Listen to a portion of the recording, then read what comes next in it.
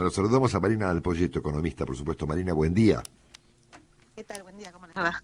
Bien, bien, gracias por atendernos. Y bueno, en primer lugar, antes de ver el tema de la ley de bases y su influencia sobre la economía, te preguntamos, cierra un mes de junio, abierto la discusión, ¿no es cierto?, respecto de reservas, el cepo, el tipo de cambio, la política monetaria y cómo sigue esto para adelante, ¿no? Sí, a ver, digo, junio es un mes, Miguel Bain decía era el trimestre de oro, ¿no? El segundo trimestre del trimestre de oro.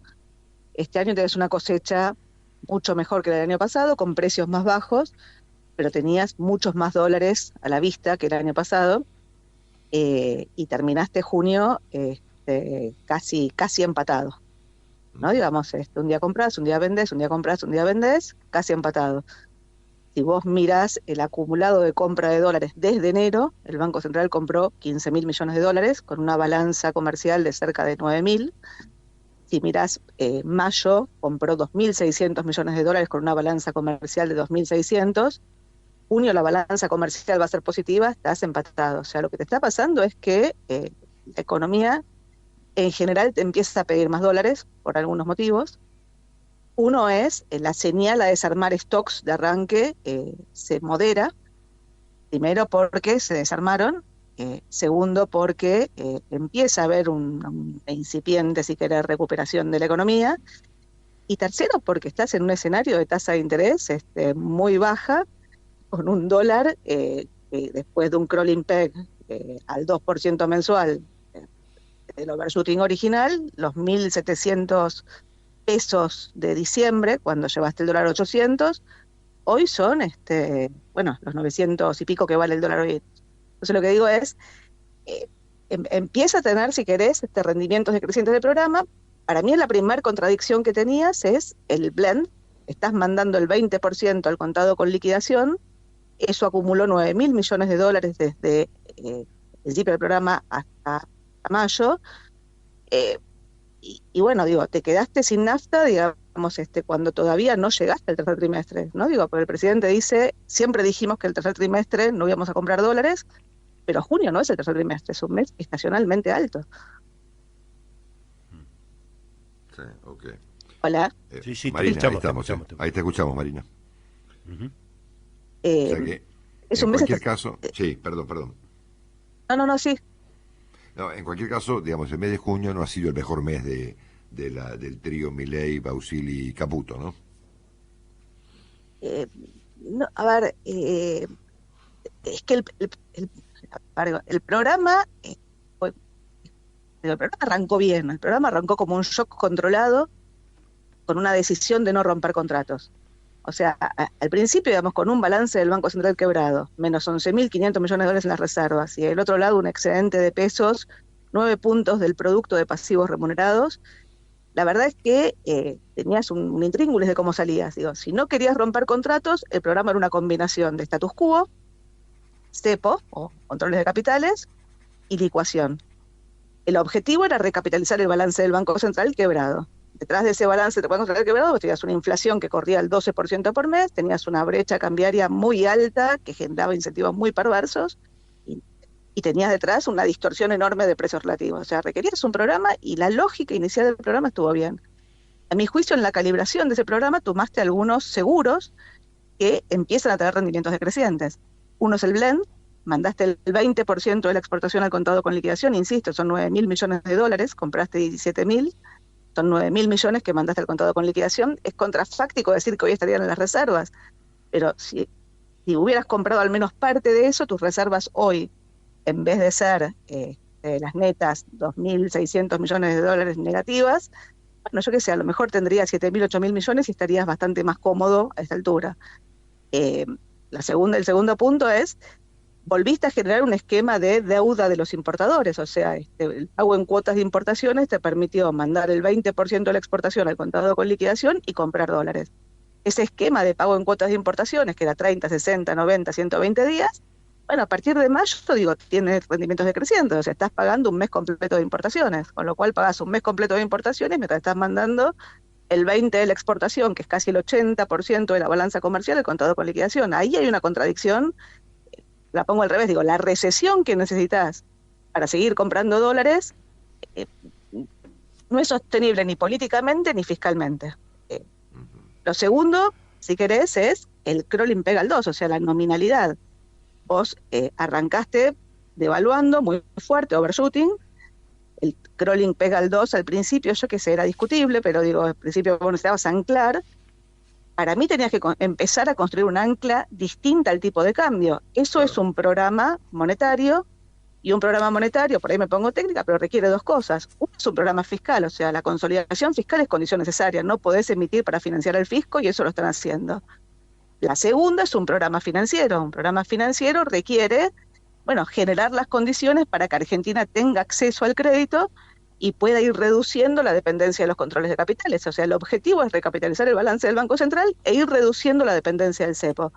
Ahora, ese programa financiero, en principio, empieza a chocar con la decisión no solo de anclar el dólar, el crawling al 2 para siempre, sino de bajar aceleradamente la tasa de interés. La verdad es que si no la bajabas con el crawling al 2, inflabas mucho la deuda, la empezaste a bajar y te pasaste de rosca en bajarla, y sobre todo a fines de mayo lo que hiciste fue, dijiste, voy a desarmar el balance del Banco Central, voy a desarmar los pasivos remunerados, y ese desarme de los pasivos remunerados que festejaste, decís, no estoy emitiendo pesos porque eliminé el cuasi fiscal, la verdad es que los pasaste de un lugar al otro. O sea, cuando vos mirás qué pasó con la deuda, bajó la deuda del Banco Central, subió la deuda del Tesoro, Claro. la licuación de la deuda, bueno, pero la deuda del Tesoro también paga intereses, o sea, los pasivos remunerados, los economistas durante mucho tiempo dijimos, crean pesos en forma endógena. Es cierto, crean pesos en forma endógena porque tenés que emitirlos, pero la verdad es que vos los emitías y después los retirabas. Lo que creaba en forma endógena era deuda del Banco Central. Y esa deuda del Banco Central la limpiaste a costa de un aumento en la deuda del Tesoro, que paga un interés mayor que la deuda del Banco Central, por eso los bancos se pasaron de un lugar al otro.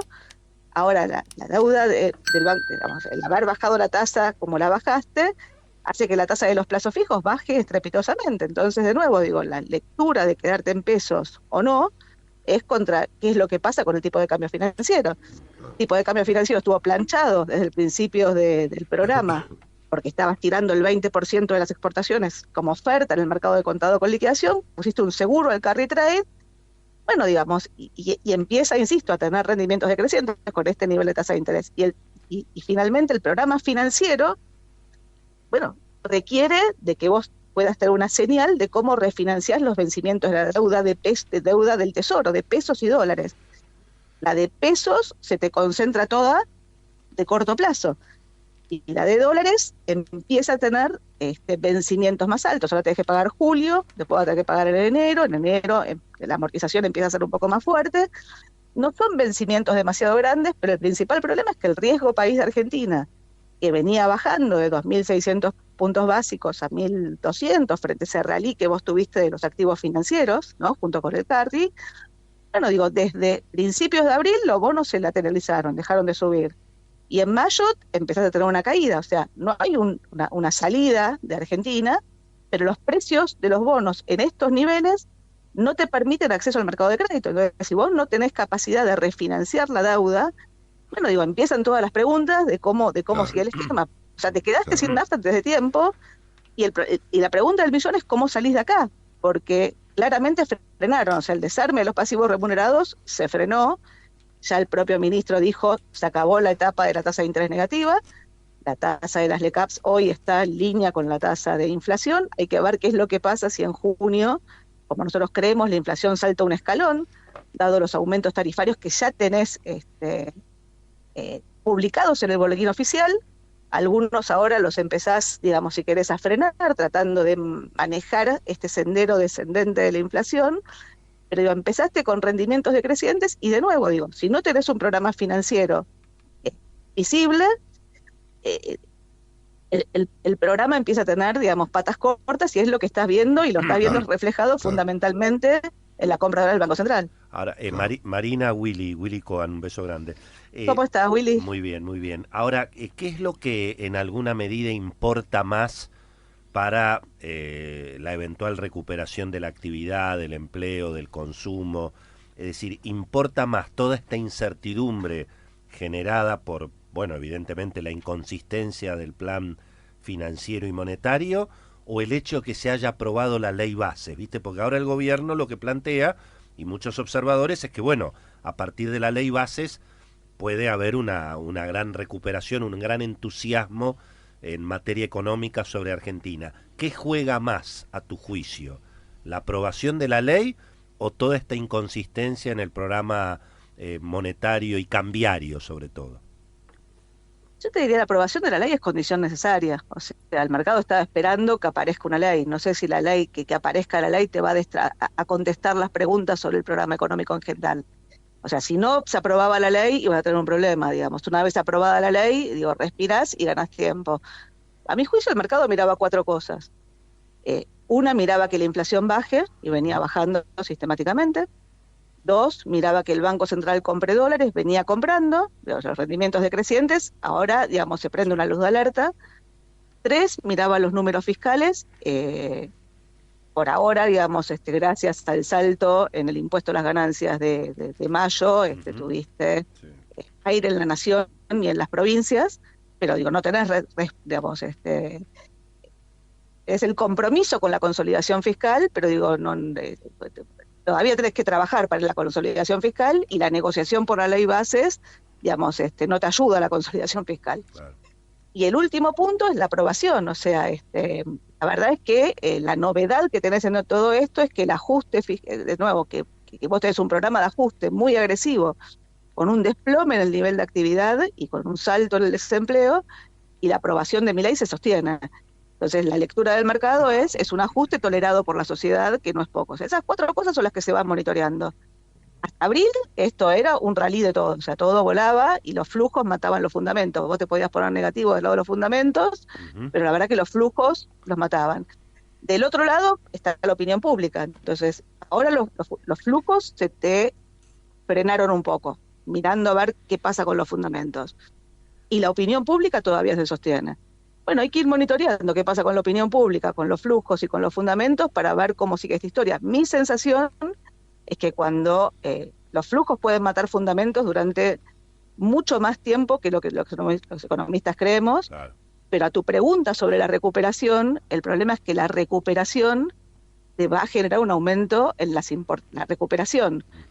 Con este nivel de dólar atrasándose, para no decir atraso cambiario, para no generar ruido, bueno, digo, te va a generar un aumento del nivel de importaciones. Y un aumento del nivel de importaciones, en un contexto donde tu objetivo era que el Banco Central compre dólares, mientras estás mandando el 20% de la exportación al contado con liquidación, bueno, te va a agudizar la dificultad para comprar dólares. O sea, ya el propio programa que firma el gobierno con el fondo, o sea, la última revisión del acuerdo con el fondo, lo que dice es que la proyección de reservas, no es la proyección, es la meta de reservas a fin de año, de reservas netas, es 2.500 millones de dólares abajo del nivel actual. O sea, ya de alguna forma te están avisando que no vas a comprar dólares en la segunda mitad del año.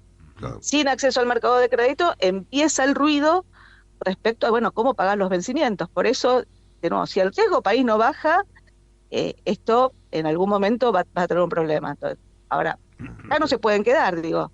O los precios de los bonos suben, el riesgo país baja y Argentina tiene acceso al mercado de crédito y puede dar una respuesta a la pregunta sobre el programa financiero, o no, o al revés, o sea, o en algún momento, digamos, los precios de los bonos van a caer y digo, entonces, digo, vas a seguir con el mercado de crédito cerrado.